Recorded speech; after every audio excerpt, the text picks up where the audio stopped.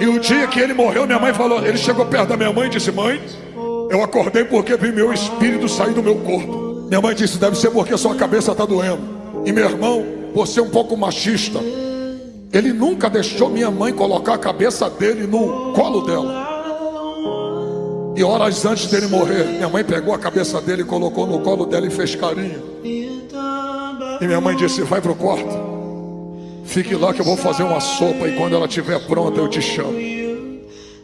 Meia hora depois, 40 minutos depois, a sopa estava pronta. Quando ela foi chamar meu irmão estava com as pernas cruzadas e com as mãos em cima do peito e morto. Deus tirou a vida do meu irmão dentro de casa.